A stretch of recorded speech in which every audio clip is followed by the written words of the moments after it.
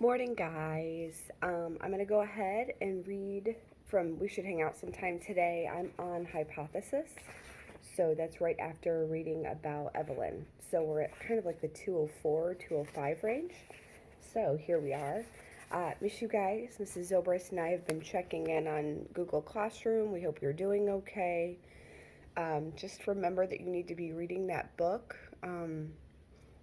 At this point, we don't know how long we're going to be out, but we want to make sure that that book is done so that you can do those papers when we return.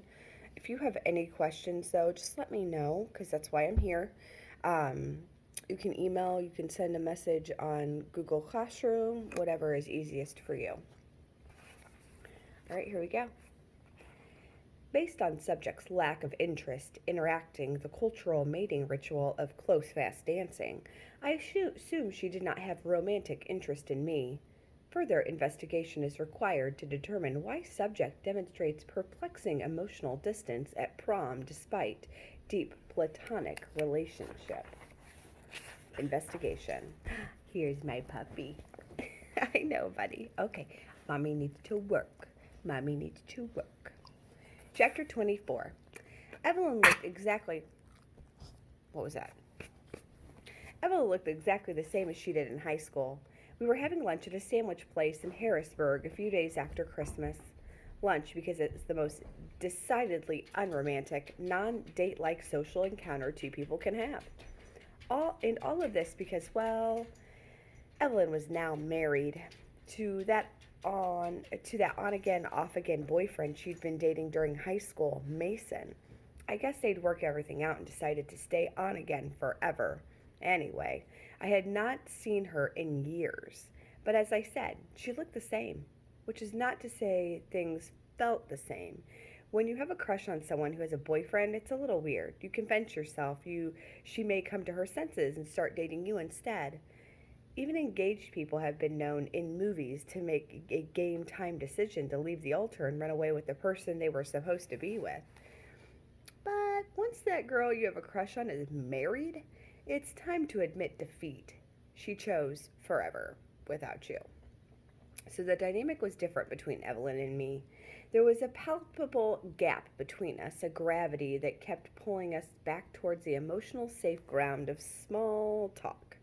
But I knew I had to push through. I had come to this lunch to figure out why it didn't work out between us, and why, after we had been best friends for so long, she was so disappointedly distant at prom. And I was not going to let the sanctity of marriage stop me from getting my answers. I saw an opportunity at one point while we were reminiscing about old times. Remember when we went to prom together?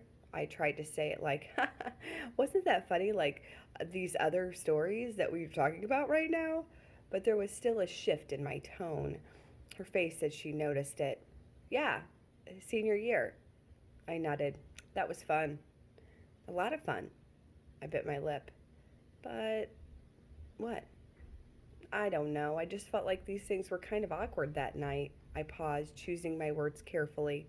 Like you were sort of. Like it was just felt weird. Yeah, you're right. That was because. Good morning, Betty. That was because I had a huge big crush on you, she said, taking a casual sip of water. If I had been taking a sip of my own water in that moment, I'm sure I would have spit it all over the table. Poof! It out in huge pressures in all directions. What? I had heard her the first time, but there was no way. I must have misunderstood.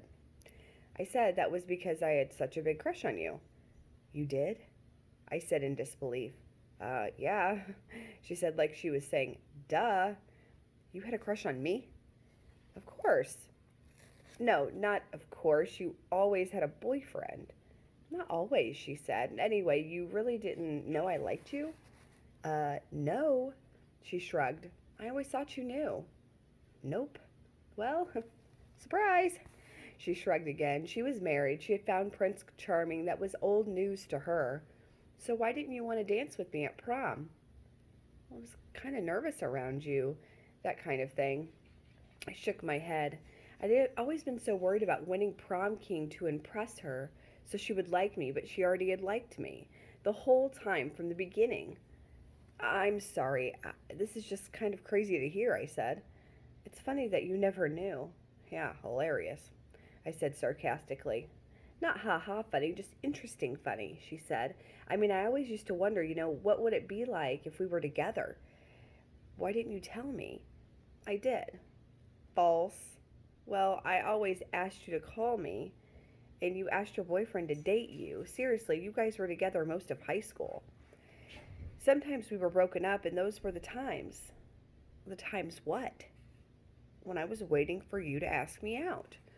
I sighed and rubbed my chin in my hand. You're right, I said. About? I chuckled. It is funny, I just had no idea. She shrugged again. Well, now you know. Now I know. But we ate some more and talked some more about old times, but there was an even bigger gap between us now. Because I couldn't stop thinking about this new information. Evelyn had liked me the whole time. She had liked me, or at least some of the time, including the time we went to prom. It was as if I had just discovered an old lottery ticket in the bottom of my sock drawer, a scratch off that was a big winner. But the ticket had an expiration date that had passed years ago. Oh, that's kind of stinky. You know, he really has no understanding of women. But it's always kind of nice to read these. They're an interesting an interesting read for sure. Tomorrow we will do Lily Moore. Uh, just want you to be thinking about your book again and making sure that you're following Mrs. Zobrist's expectations for that book, and we'll be checking in with you. I hope you're doing okay.